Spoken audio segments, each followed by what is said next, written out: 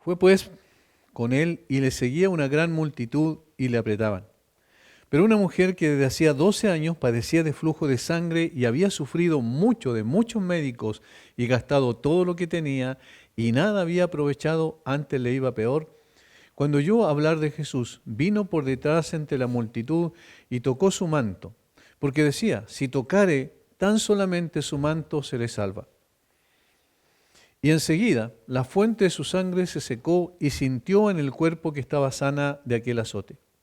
Luego Jesús, conociendo en sí mismo el poder que había salido de él, volviéndose a la multitud, dijo, ¿quién ha tocado mis vestidos? Sus discípulos le dijeron, ¿ves que la multitud te aprieta y dices, ¿quién me ha tocado? Pero él miraba alrededor para ver quién había hecho esto. Entonces la mujer, temiendo y temblando, sabiendo lo que en ella había sido hecho, vino y se postró delante de él y le dijo toda la verdad. Y él le dijo, hija, tu fe te ha hecho salva, ve en paz y queda sana de tu azote. Mientras él aún hablaba, vinieron de casa del principal de la sinagoga diciendo, tu hija ha muerto, ¿para qué molestas más al maestro? Pero Jesús, luego que oyó lo que se decía, dijo al principal de la sinagoga, no temas, cree solamente. Y no permitió que le siguiese nadie, sino Pedro, Jacobo y Juan, hermano de Jacobo. Y vino a la casa del principal de la sinagoga y vio el alboroto y a los que lloraban y lamentaban mucho. Y entrando les dijo, ¿por qué alborotáis y lloráis? La niña no está muerta, sino duerme. Y se burlaban de él, mas él, echando fuera a todos, tomó al padre y a la madre de la niña y a los que estaban con él y entró donde estaba la niña. Y tomando la mano de la niña le dijo, Talita Cumi, que traducido es, niña, a ti te digo, levántate. Y luego la niña se levantó y andaba, pues tenía 12 años, y se espantaron grandemente. Pero él les mandó mucho, que nadie lo supiese, y dijo que se le diese de comer. Como hemos visto anteriormente, ya comenzamos con estas pequeñas series que tenemos en cada uno de los párrafos que, digamos, ameritan algún estudio más exhaustivo y más en consecuencia reflexionado, más meditado.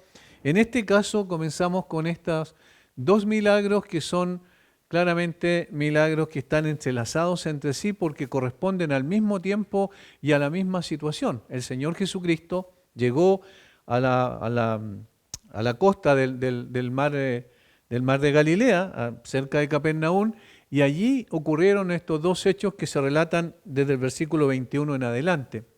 El primero tiene que ver con un hombre muy importante desde el punto de vista religioso, era un principal de la sinagoga, lo que significaba, en otras palabras, un administrador de la sinagoga, el que estaba a cargo de todo lo que se hacía en la sinagoga. Era con toda certeza del grupo de los fariseos, de tal manera que era un enemigo de Jesús. Desde esa perspectiva era una persona que junto al resto de sus camaradas de cesta estaban dispuestos a poder buscar algo en Jesús con el propósito de acusarlo, como lo hicieron finalmente y lo llevaron a la cruz, como bien sabemos.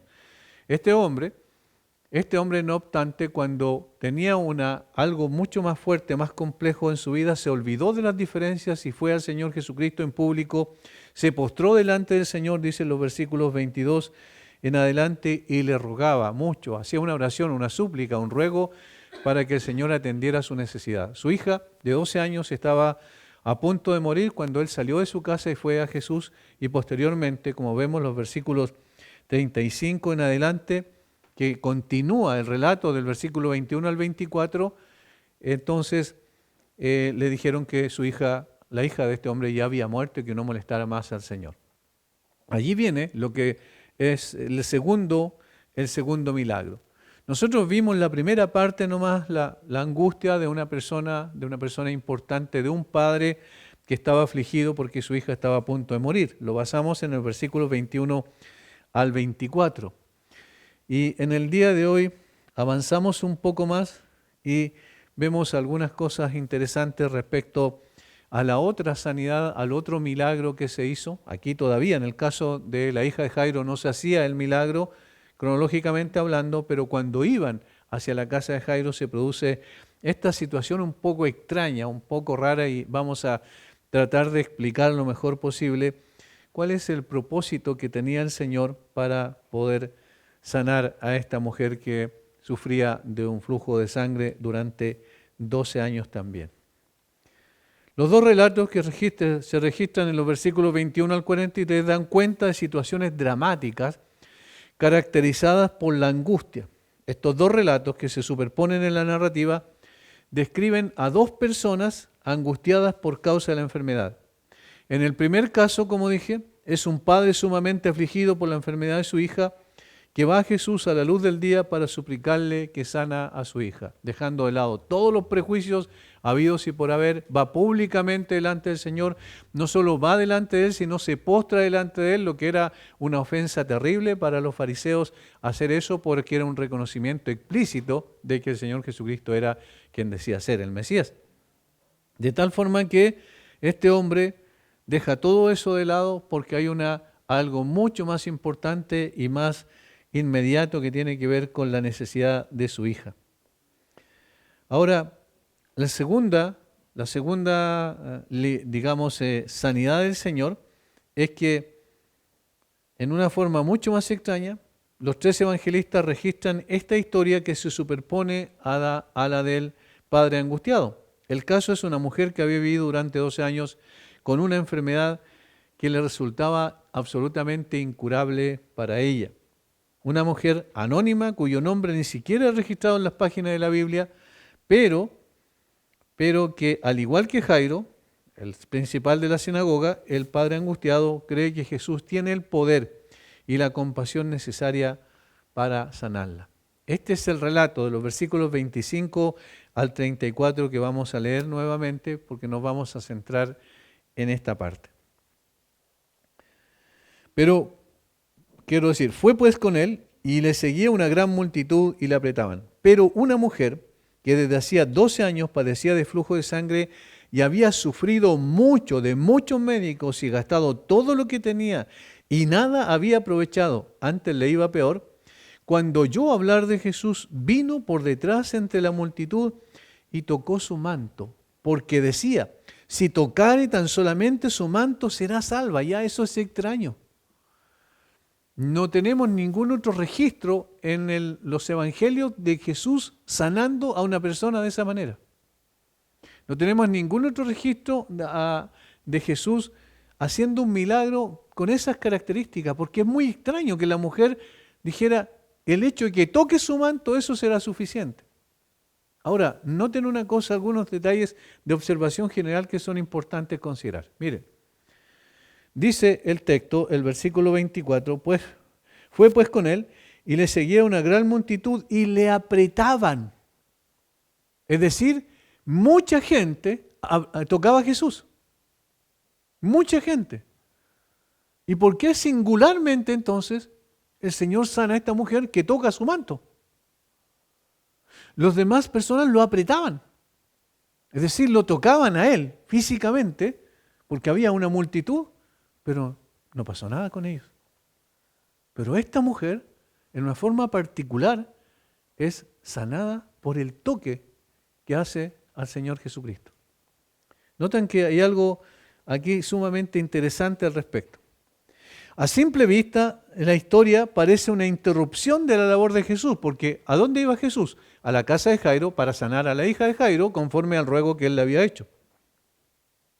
Sin embargo, para Jesús nada es al azar. Las cosas no ocurren por casualidad, sino por causalidad. Y explico esto que acabo de decir. Todo lo que hace Jesús no es por casualidad. No es que de pronto se encontró con alguien que el Señor Jesucristo no tenía idea que iba a aparecer.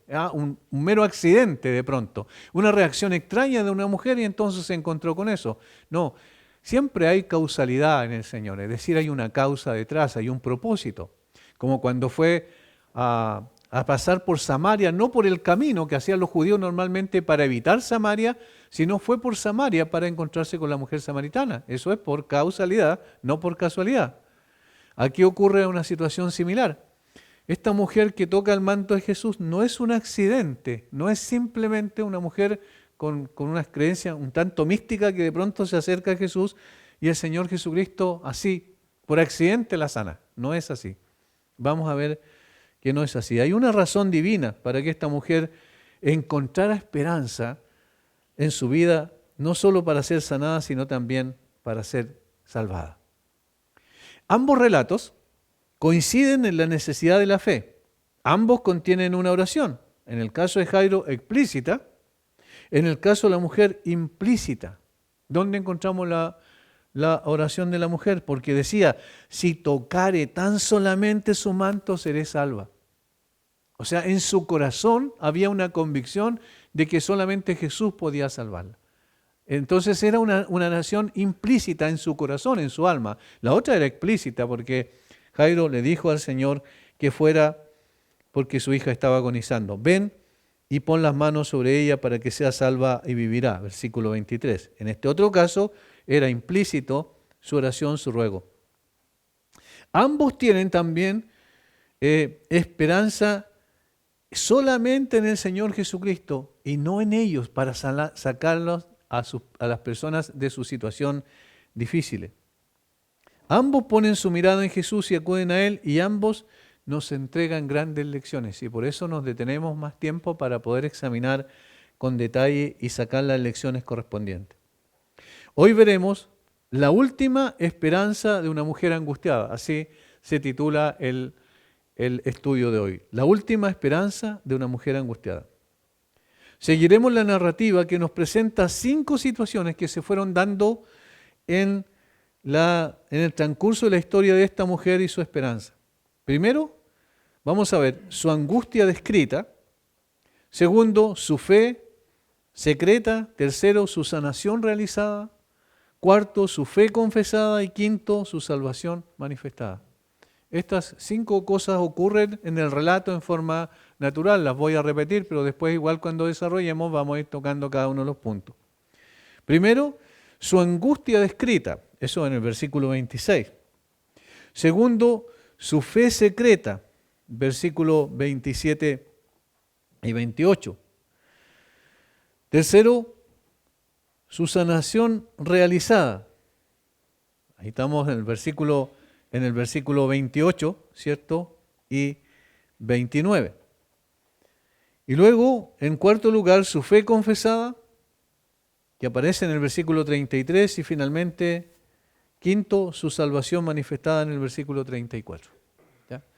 Allí se dan estas 5 situaciones que son interesantes y son muy ilustrativas para nosotros también para poder aprender principios y lecciones espirituales. Primero entonces su angustia descrita, versículo 25. Y había sufrido mucho de muchos médicos y gastado todo lo que tenía y nada había aprovechado, antes le iba peor. No puede haber una descripción más triste de esta persona. Estaba sufriendo mucho, no circunstancialmente, no en un momento determinado porque le dolía la cabeza o porque tenía una fiebre, no, sino porque tenía una enfermedad grave que era incurable. Eso es lo que se manifiesta en el versículo 26. Esta mujer estaba totalmente incapacitada para salir de esa situación a través de sus propios medios.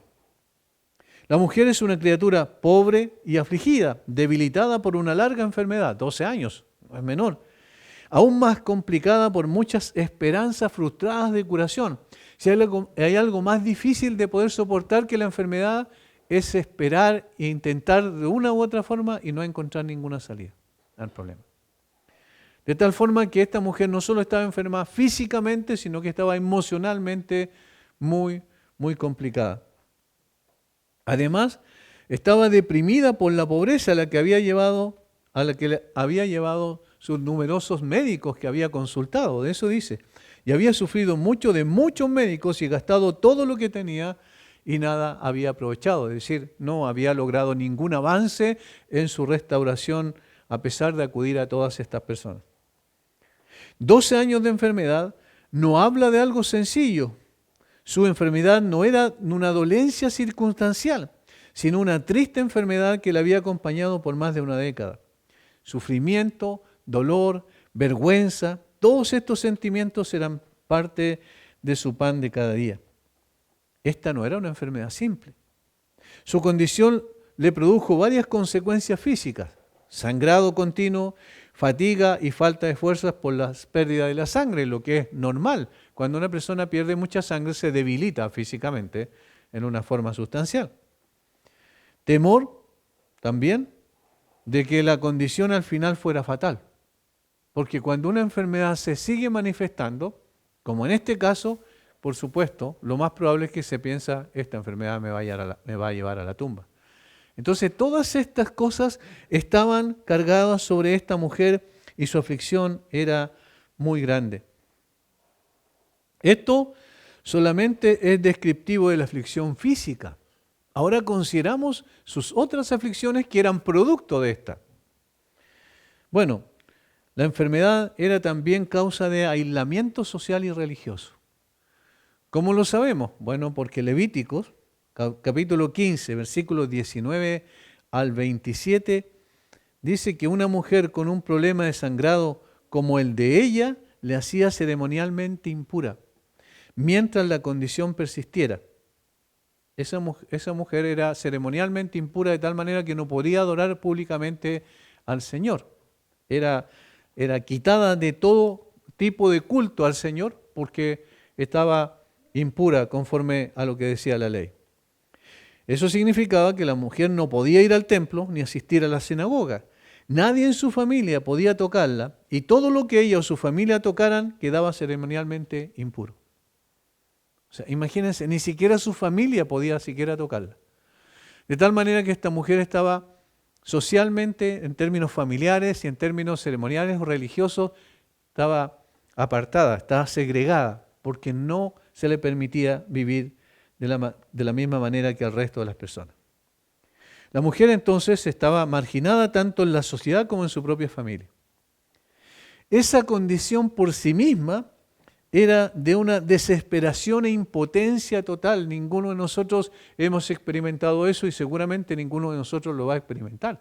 Porque en el día de hoy no hay alguna enfermedad que pueda implicar un aislamiento total, excepto con lo que ocurrió hace algunos años atrás, bien saben, ¿cierto?, donde se aislaba a la persona por ley. De tal forma que en este caso, el caso de esta mujer era único, era de una angustia terrible, una persona que no solo sufría las consecuencias lógicas y tristes de una enfermedad. Obviamente el sangrado era, ustedes saben, ¿cierto? Se imaginan, el sangrado era producto de algún problema ginecológico que esta mujer tenía. De tal forma que no tenía ninguna posibilidad de salir de esa condición. Físicamente estaba mal, emocionalmente estaba seguramente en el suelo, y esto durante 12 años. Durante 12 años permanecía impura ceremonialmente y desde el punto de vista religioso. Obviamente que esta situación es descriptiva de lo que es el pecado y la condición de todo ser humano. La enfermedad del pecado, con la que todos estamos infectados, nacimos así, es una contaminación en sí misma y de naturaleza terrible. Todos los miembros del cuerpo y todos los poderes y facultades del alma están contaminados con ella. Algunos dicen que la caída en el huerto del Edén fue una caída no total, no completa, sino que fue parcial. Bueno, por lo que dice el resto de la Escritura, la caída fue total, absoluta. Y el apóstol Pablo lo dice así, que la mente está incapacitada de entender las cosas que son del Espíritu de Dios. Dice que el hombre ama más las tinieblas que la luz, o ama las tinieblas antes que la luz. Así debería traducirse el capítulo 3 de Juan, donde aparece esa frase del mismo Señor Jesucristo. Eso significa que sus sentimientos también están completamente corrompidos. Y dice también el apóstol Pablo que el hombre, ¿cierto?, vive según su propia voluntad y no según la voluntad de Dios. Entonces está completamente corrompido, no es una parte que está corrompido. No está enfermo desde el punto de vista espiritual, sino está muerto espiritualmente. Entonces, esta mujer estaba muerta en vida en un sentido. Estaba muerta para su familia, estaba muerta para la sociedad y estaba muerta en un sentido, estoy hablando, ¿cierto?, haciendo una comparación nada más, por supuesto, ella tenía vida biológica, pero estaba muerta en ese sentido para la sociedad, para la familia y también, comillas, para Dios, desde el punto de vista ceremonial, ritual. Entonces, esto es lo que implica el pecado. El pecado contamina todo. todo hombre es inmundo a los ojos de Dios. Es declarado impuro por la ley de Dios. Y mientras se mantenga en esa condición, solo le espera la separación eterna de Dios y de todo bien con ellos. Esta situación era muy triste y al mismo tiempo, como dije, descriptiva de lo que pasa con todo ser humano en esta tierra. Ahora, fue la conciencia de su condición, de esta mujer, lo que le llevó a buscar afanosamente solución de su problema. Fue en busca de médicos que le dieran una solución. Sin embargo, todo fue infructuoso. Su enfermedad estaba más allá de la capacidad de la medicina para curarla, al menos en ese momento del avance de la medicina, obviamente que era precario. Ella los había probado todos, había sufrido mucho y había gastado todo lo que tenía. Mire, esto del versículo 26 es terrible. Y gastado todo lo que tenía, o sea, todos sus recursos, finalmente los gastó en tratar de mejorarse. Y el resultado fue que estaba peor en lugar de mejor. Todos los evangelios sinópticos, es decir, Mateo, Marcos y Lucas, mencionan la duración de su sufrimiento. Uno de los primeros padres de iglesia, Eusebio, recoge una tradición que afirma que esta mujer era gentil quiero decir, natural de Cesarea de Filipo, bien al norte, al noreste de Israel, ya prácticamente en el límite de Israel en el norte. Su enfermedad era una hemorragia crónica, registran los historiadores, para lo cual los médicos no habían encontrado alivio. Hay un comentarista bíblico que se llama Lightfoot, y en su obra Orae Hebraica enumera los remedios aplicados en estos casos, los cuales parecen suficientes para explicar la afirmación de Marcos de que no mejoró, sino que empeoró.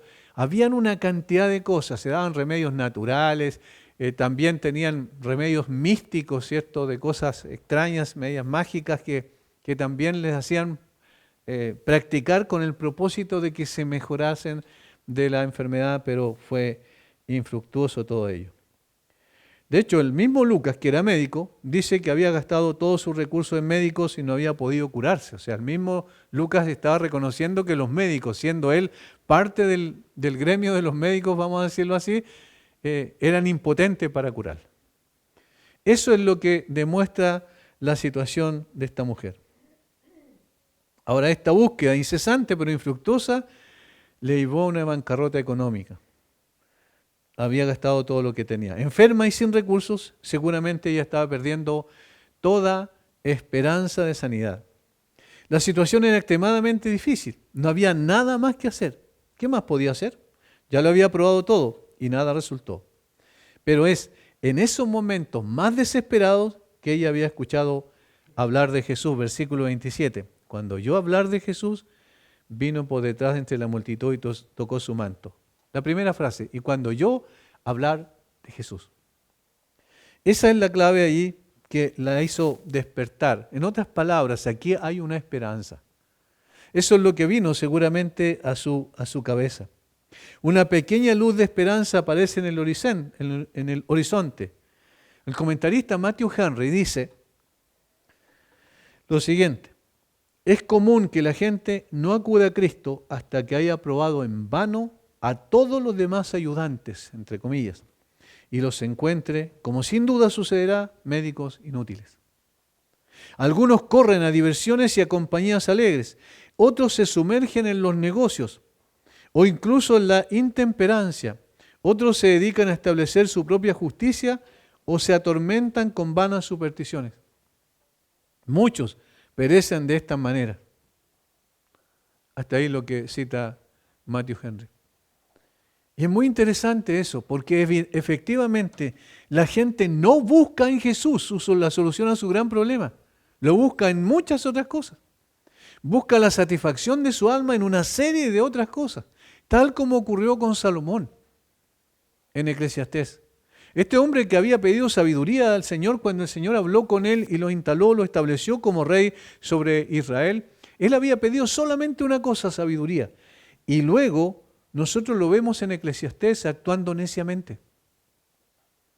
Y eso es interesante porque muestra que este hombre, que había sido escogido por el Señor para colocarlo en ese lugar tan importante como sucesor de su padre David, no obstante, él buscó en 3 al menos áreas de su vida, en 3 cosas que la gente busca normalmente su satisfacción, y no la encontró. Capítulo 1 de Eclesiastés. Vamos a ese texto, por favor, porque es muy interesante esto y es también ejemplificador para nosotros, que buscamos en todas partes y nunca vamos a encontrar lo que necesitamos excepto en el Señor. Eclesiastés 1:17 dice: y dediqué mi corazón a conocer la sabiduría y también a entender las locuras y los desvaríos. Conocí que aun esto era aflicción de espíritu. Dice que se dedicó al conocimiento y a entrar en un conocimiento más profundo, de tal forma que tuviese la manera adecuada de poner en práctica ese conocimiento. Eso es sabiduría, es la práctica del conocimiento. De tal manera que este hombre, que es descrito en la Biblia como el hombre más sabio que ha existido y el más sabio que existirá en la tierra, no obstante, él está diciendo que si dedicara su corazón, o mejor dicho, dedicó su corazón a conocer la sabiduría, no obstante, encontró al final que todo esto era aflicción de espíritu. Continúa, porque en la mucha sabiduría hay mucha molestia y quien añade ciencia añade dolor. Segundo, dije yo en mi corazón, ven ahora, te probaré con alegría y gozarás de bienes. Aquí está lo segundo que él buscó. Gozarás de bienes, mas he aquí esto también era vanidad. A la risa dije, enloqueces, y al placer, ¿de qué sirve esto? Propuse en mi corazón agasajar mi carne con vino y que anduviese mi corazón en sabiduría, con retención de la necedad, hasta ver cuál fuese el bien de los hijos de los hombres en el cual se ocuparan debajo del cielo todos los días de mi vida. Engrandecí mis obras, edifiqué para mí casas, planté para mí viñas, me hice huertos y jardines y planté en ellos árboles de todo fruto. Me hice estanques de aguas para regar de ellos el bosque donde crecían los árboles. Compré siervos y siervas y tuve siervos nacidos en casa. También tuve posesiones grandes de vacas y de ovejas, más que todos los que fueron antes de mí en Jerusalén. Me amontoné también plata y oro y tesoros preciados de reyes y de provincias. Me hice de cantores y de cantoras y de los deleites de los hijos de los hombres y de toda clase de instrumento de música. Y fui engrandecido, aumentado más que todos los que fueron antes de mí en Jerusalén. A más de esto conservé conmigo mi sabiduría. ¿Qué ocurrió? ¿Qué dijo que era? Era aflicción de espíritu. Al final no tenía provecho en eso. Tuvo todo lo imaginable, todo lo que nosotros imaginamos o lleguemos a imaginar que puede tener una persona, él lo tuvo. Y en abundancia absoluta. Pero no pudo satisfacer su corazón. Versículo 10. No negué a mis ojos ninguna cosa que desearan, ni aparté de mi corazón de placer alguno. Ahí está lo tercero. Porque mi corazón gozó de todo mi trabajo y esta fue mi parte de toda mi faena. Miré yo luego todas las obras que habían hecho mis manos y el trabajo que tomé para hacerlas, y aquí todo era vanidad y aflicción de espíritu y sin provecho debajo del sol. ¿Se dan cuenta? La búsqueda sin Dios es infructuosa. No tiene ningún sentido. No conduce a nada. En este caso, la mujer legítimamente estaba tratando de mejorarse y fue a los médicos y probó todas las artes mágicas y todas las cosas que le daban en ese entonces, y sin embargo, nada pudo solucionar su problema. Así ocurre con el hombre. Los desvaríos del ser humano son tremendos porque busca afanosamente en todas partes que en el trabajo sea exitoso, que sea exitoso en la acumulación de bienes, que sea exitoso como profesional. Tantas cosas que al hombre lo mueven, lo motivan, lo hacen levantarse muy temprano en la mañana para hacer su tarea y su labor, y resulta que todo eso finalmente no satisface la necesidad de su alma. Sigue enfermo espiritualmente y no tiene la capacidad de salir de esa situación por sí mismo. Así ha pasado con esta sociedad occidental. Y hay una pena terrible cuando uno ve lo que está ocurriendo en el día de hoy. Porque el hombre ha pasado como por olas, por decirlo así, donde ha cambiado y modificado su interés. Me refiero a la sociedad en general occidental. Primero era el Señor, primero era lo que tenía que ver con Dios. Hasta durante 10 siglos, lo que se llamó la Edad Media, ese era el foco principal. Por supuesto, distorsionado por una iglesia que se había desviado de la palabra, sin embargo, no obstante, la gente tenía en mente a Dios todo el tiempo. Y así se construyó la civilización occidental. Después llegó lo que conocemos, ¿cierto?, como el declive del ser humano con las Primera y Segunda Guerra Mundial en el siglo XX, y el hombre entonces cayó en la Gran Depresión que se conoce. La Gran Depresión, no depresión económica en este caso, sino la depresión emocional del corazón, del alma de la persona, que dijo, esto no sirve. El hombre no es lo que nosotros pensábamos que tenía que hacer y en lo que habíamos confiado.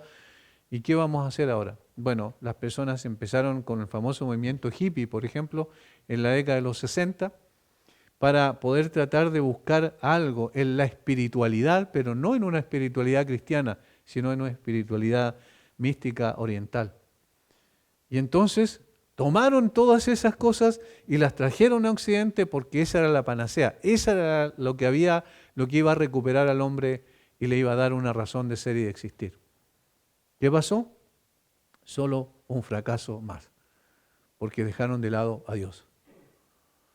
Llegó la civilización hasta el día de hoy, ¿y qué es lo que encontramos en el día de hoy? Bueno, todavía personas tratando de encontrar en filosofías y religiones orientales una razón para vivir, y no han podido.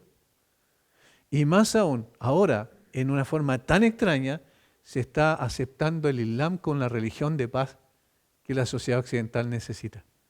Lo cual es un absurdo absoluto, porque el Islam es un movimiento más que religioso, es un movimiento político colonizador, y al mismo tiempo dice en su propio libro sagrado que hay que eliminar a todo aquel que no cree en el Islam. Ahora, el hombre se está matando a sí mismo porque está buscando fuera de Dios alguna solución. ¿Qué es lo que tiene que ocurrir? Tiene que haber un cambio sustancial en la forma de pensar del ser humano, y esto no viene por naturaleza humana. Esto no viene en forma espontánea. Esto no viene por algunos iluminados que aparezcan por ahí. Esto viene por volverse al Señor Jesucristo. Y esto es lo que la mujer hizo. Y por eso vemos en esta mujer una fe incipiente, como vamos a ver, una fe que quizás con mucha ignorancia, una fe extraña, podríamos llamarle todo esto, una fe débil, una fe que no tenía una comprensión real de lo que estaba haciendo, sin embargo una fe que el Señor aceptó como adecuada. Y esto vamos a aprender mucho de este segundo punto de la fe de esta mujer.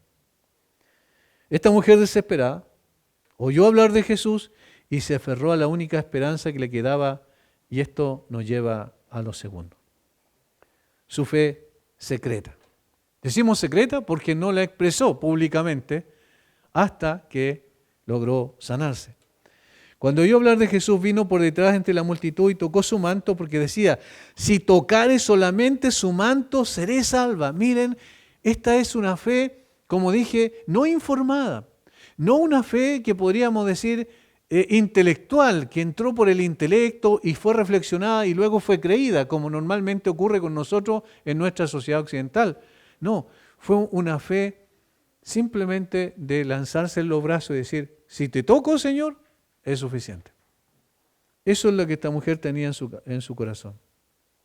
Esta mujer acudió a Jesús como último recurso, tras haber probado todas las demás curas que el mundo podía ofrecer. Finalmente recurrió a Él, y muchos hombres han acudido a buscar la ayuda de Jesús cuando se encontraban al límite de sus fuerzas.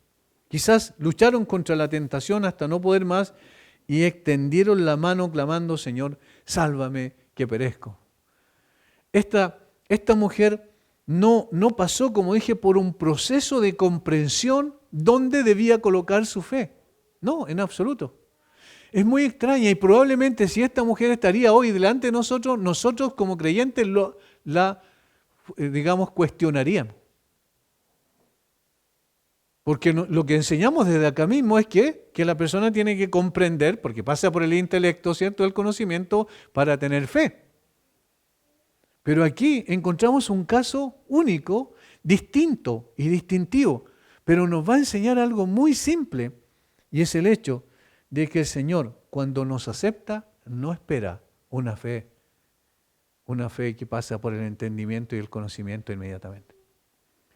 La fe de cada uno de nosotros también es un tanto instintiva. En el principio, después recibe información y después se va formando un fundamento sobre el cual se solidifica la fe. Pero en principio es una fe que todavía, en este caso de la mujer, no tenía mucha certeza. Se puede objetar que su fe fue rudimentaria, torpe incluso. No se acerca a Jesús para alcanzar salvación, no, sino solución para su enfermedad. No se acerca sobre la base de algo que Jesús haya enseñado, al menos hasta donde conocemos la situación. No se acerca reconociendo en él al Mesías prometido.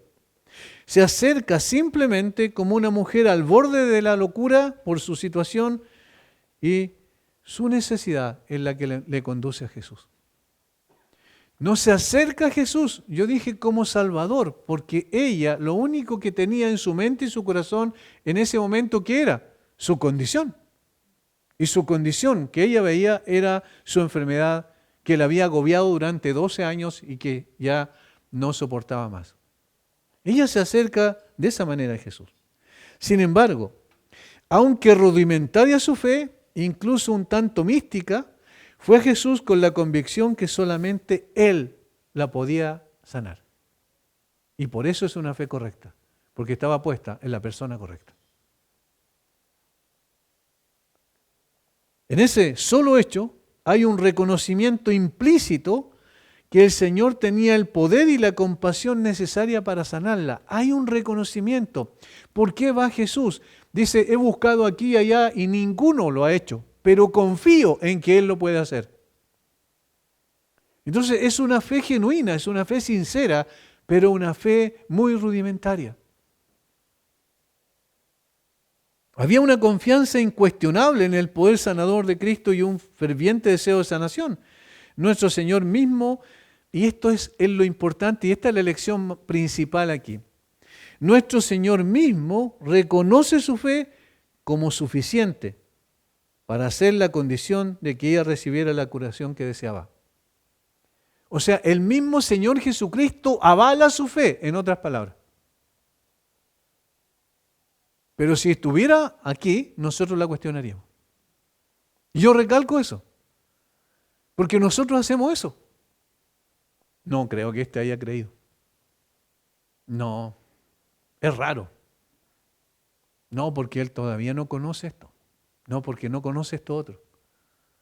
Porque todavía no tiene doctrina. ¿Se dan cuenta? Pero esta mujer no tenía nada de doctrina, no tenía nada de enseñanza, simplemente escuchó de Jesús, había oído hablar lo que había hecho con toda seguridad y dijo, Él es mi única esperanza y es mi última esperanza. Ella cree vagamente que de alguna manera este rabino milagroso la sanará, pero la cura será una especie de acto de magia para ella, asegurado por el contacto material de su dedo con su túnica. No tiene idea de que la voluntad de Cristo, su conocimiento tengan algo que ver con ello. Ella no está pensando en eso, está pensando simplemente en tocar el manto del Señor Jesucristo. Piensa que puede obtener su deseo furtivamente, inclusive entre la multitud, escondida. No se presenta delante de Jesús y cae a sus pies, como en el caso de Jairo. No, sino que va por atrás. Ojalá que nadie la pudiese ver, ojalá pasara desapercibida, y eso es lo que logra en principio. Pero ella piensa que si toca a Jesús, entonces será sanada.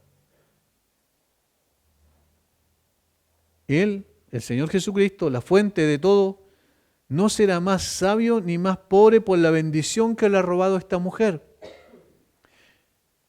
Ahora, hay una ignorancia en ella, muy fuerte también, Qué ignorancia absoluta del carácter de Cristo y su manera de obrar. Cristo no obraba así, Cristo no actuaba así.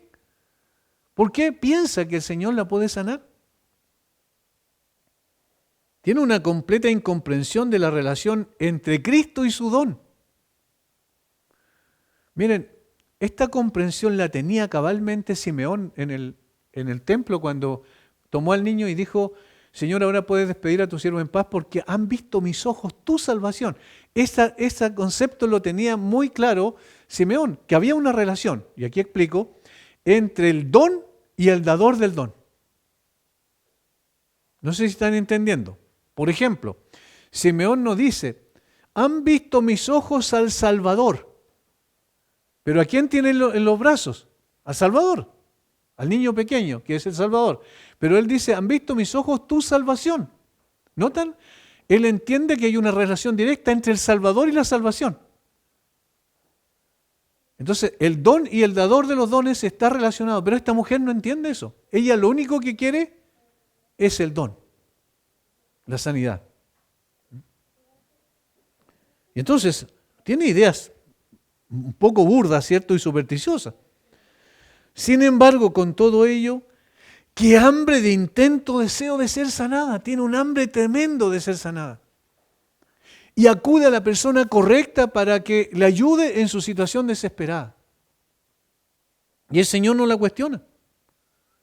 Qué absoluta seguridad de esta mujer de confianza de que una yema de los dedos de su túnica, colocarlo, una yema, ¿cierto?, de los dedos en la túnica de Jesús es suficiente. Con esto yo voy a ser sanada. No está pensando tanto en Jesús, está pensando en lo que procede de Jesús, que es el don. Y entonces ella recibe lo que estaba esperando. Sí, mis hermanos, esa fe imperfecta es suficiente para Jesús. La convicción de esta mujer nos enseña incluso que una fe muy imperfecta puede ser fe genuina. Me viene a la memoria la fe del ladrón en la cruz. ¿Recuerdan? Al principio, la primera mirada a Jesús, ¿qué pasó con él? Él y su compañero, el que estaban a los costados de Jesús, se burlaron de Jesús y le dijeron: bueno, si tú eres el Hijo de Dios, sálvate y sálvanos a nosotros. Pero en la segunda mirada a Jesús, de uno de los ladrones, cambió totalmente la situación. Y él termina con esta petición: Señor, acuérdate de mí cuando vengas en tu reino. Señor, acuérdate de mí cuando vengas en tu reino. Eso nada más dice, pero ojo, el ladrón tampoco tenía doctrina. Tampoco tenía una enseñanza de base. El ladrón tampoco tenía un concepto bien articulado de lo que significaba la fe. Como dijo un teólogo en una ocasión, no me imagino que cuando el ladrón llegó al cielo, uno de los ángeles del cielo le preguntó: a ver, ¿cómo sé que tú eres un creyente? No le dijo: a ver, cuéntame, ¿cómo es la justificación por la fe? ¿Tú sabes lo que es eso? El ladrón no tenía idea, nunca había escuchado eso. No sé si me están entendiendo. Simplemente lo único que dijo es: el hombre que estaba ahí en el centro, crucificado conmigo, me dijo: de cierto te digo que hoy estarás en el paraíso. A ver si lo explico de otra manera. La fe genuina no es lo que yo hago, sino es lo que Cristo hace. Entonces, la fe puesta en Cristo, es decir, yo voy a estar un día en el cielo no porque hice una oración en la tierra, no porque dije yo acepto a Jesús, no porque yo dije, es que yo, mi fe, por eso yo me salvé. No, es por lo que hizo otro. En el fondo no es en primera persona. Lo que yo hago, lo que yo hice, lo que yo creí, no es en primera persona, es en tercera persona. Él, lo que hizo Él. Y entonces en ese sentido la fe de la mujer estaba correctamente puesta, porque estaba puesta en Jesús, aunque ella no entendía todavía quién era Jesús. Simplemente puso su fe en Jesús. ¿Entienden? Una simple oración de este hombre crucificado, para volver a la comparación, acuérdate de mí cuando venga en tu reino. Podemos argumentar, pero este hombre se arrepintió y reconoció a Jesús como Rey, como Señor, se bautizó. No, ¿verdad? Sin el mayor conocimiento de él. De hecho, el mismo título estaba sobre la cabeza de Jesús, por tanto, quizás miró el título y dijo, Jesús, Rey de los judíos. ¿Recuerden que ese era el título que había sobre la cabeza de Jesús? Y por eso él dijo, bueno, acuérdate de mí cuando venga en tu reino. No tenemos más información al respecto. Esta mujer tampoco tenía más información, sin embargo dijo, sí, Él puede sanarme. Y eso fue suficiente. La gran lección que traemos de esta mujer es que tenía una fe genuina, aunque fue débil, torpe y rudimentaria, sin embargo era una fe genuina. Mi hermano, quiero que entiendan algo importante. No estoy despreciando el conocimiento de la doctrina y la necesidad de profundizar en la fe. De hecho, por eso estamos aquí. No estoy diciendo que no sirve eso. Esa es una primera experiencia con el Señor la que estamos viendo, porque eso fue esta mujer con el Señor Jesucristo. Solo estoy diciendo que el poder y la vitalidad de la fe no se miden por la amplitud y la claridad de la creencia, al menos en principio. No nos corresponde decir cuánta ignorancia destruye la posibilidad de una verdadera confianza en Jesucristo, dijo alguien. Debería ser una alegría para todos nosotros que una fe nublada por tal ignorancia puede ser, sin embargo, una fe que Cristo acepta, más allá de cualquier cuestionamiento. Gradualmente se les enseñará más a las personas que recién conocen al Señor, serán llevados a los niveles más altos de la escuela de la comprensión de la doctrina.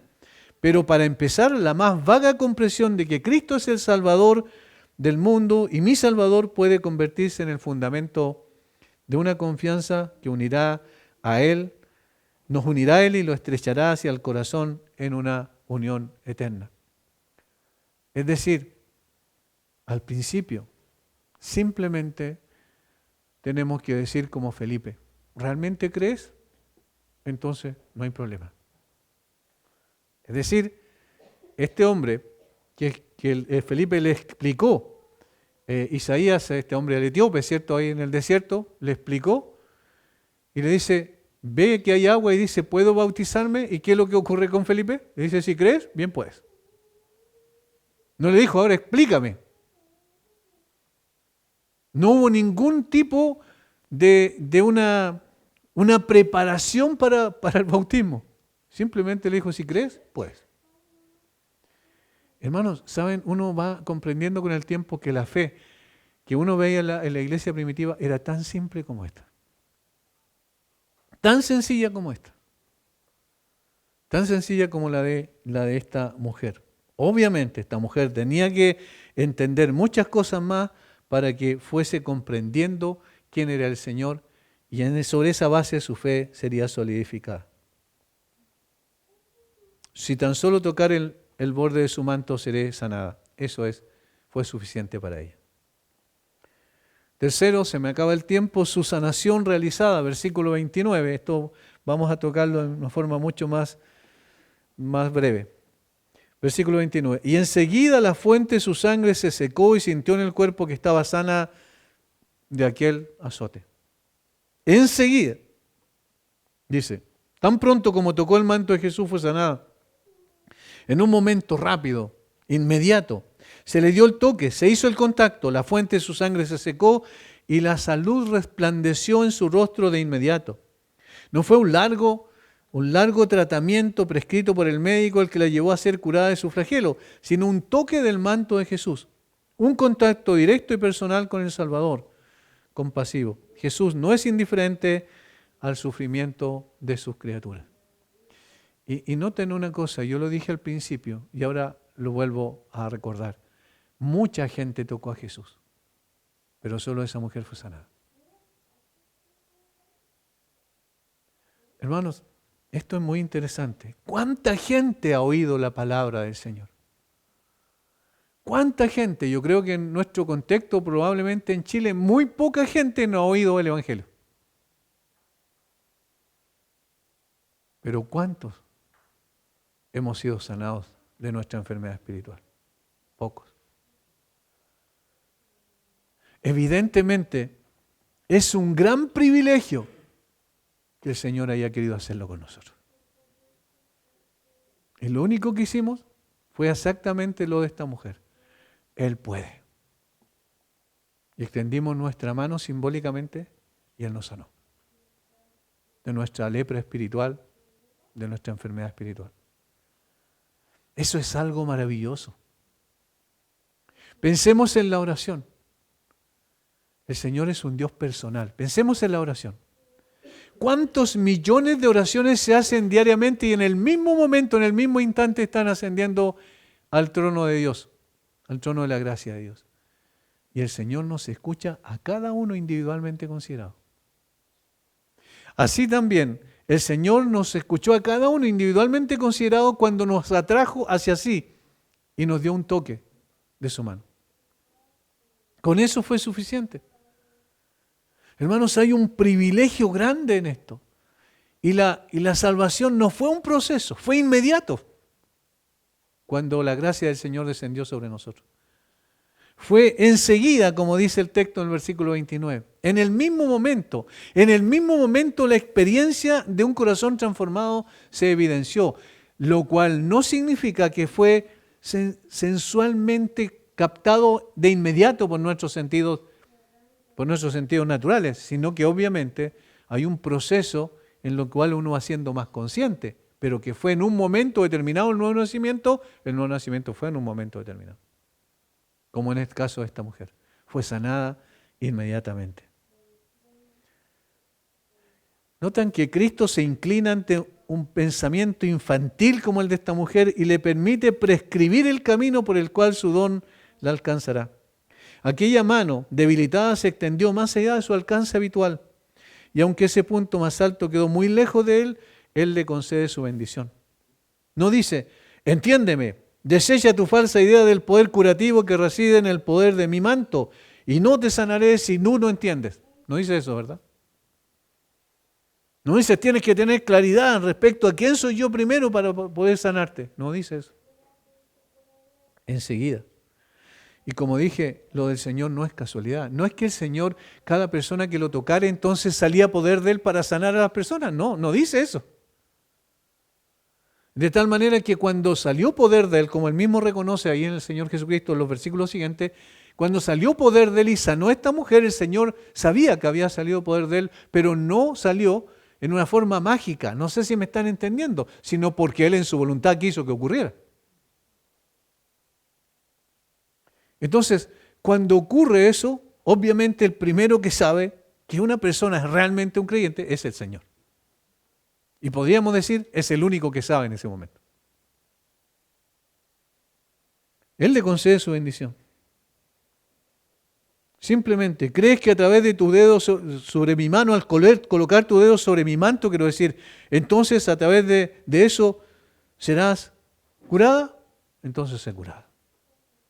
Inmediatamente la mujer fue sanada. Y entonces hace una pregunta que algunos comentaristas, pero distorsionan mucho esto, pero miren lo que dice, versículo 30. Luego Jesús, reconociendo en sí mismo el poder que había salido de él, volviéndose a la multitud, dijo, ¿quién ha tocado mis vestidos? Sus discípulos le dijeron, ¿ves que la multitud te aprieta y dices, ¿quién me ha tocado? Pero él miraba alrededor para ver quién había hecho esto. La pregunta aquí es básica. ¿Acaso no sabía el Señor quién lo había hecho? Por supuesto que sabía, si Él es omnisciente. Pero ¿por qué hace esa pregunta? ¿Cuál es la razón de la pregunta?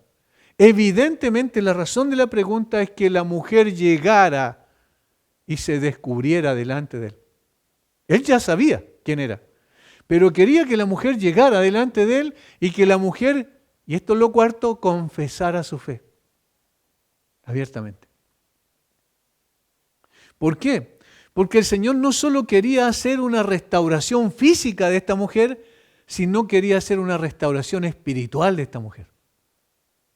Y no solo quería que esta mujer fuese restaurada delante de Él, sino que fuese restaurada delante del resto de la multitud, para que todos pudieran ver que esta mujer ya no sería más marginada, porque había sido sanada.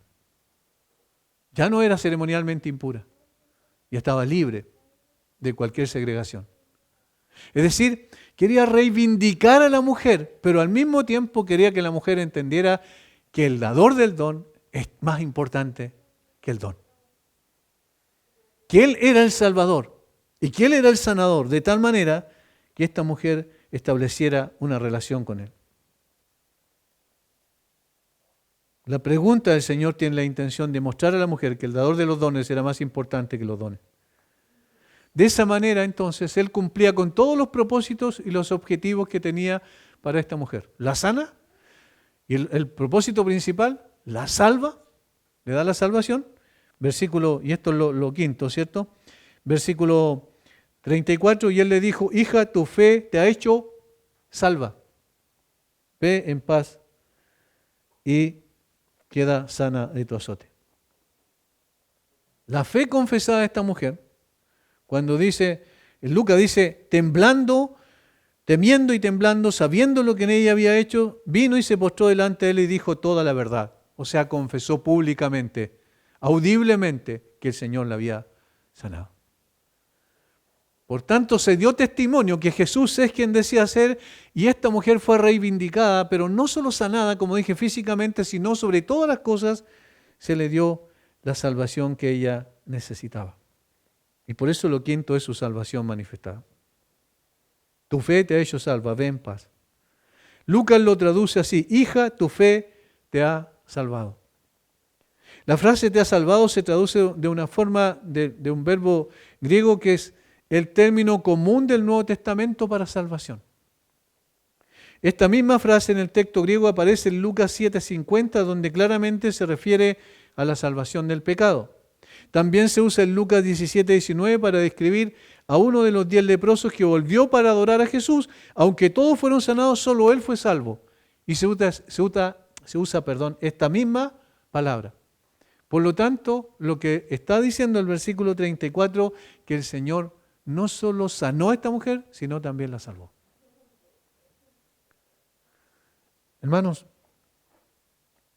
qué bueno es cuando el Señor en su gracia quita prejuicios de nosotros. También siendo creyentes, siendo evangélicos por tantos años, quita prejuicios de nosotros. Nos enseña que una persona con una fe débil también puede ser salvada. Y que nosotros tenemos que tener cuidado cuando juzgamos a una persona sin conocer su corazón y lo que Dios ha hecho en su corazón. Simplemente dejemos que el Señor pueda dejar en evidencia eso, pero nosotros no hemos de juzgarlo.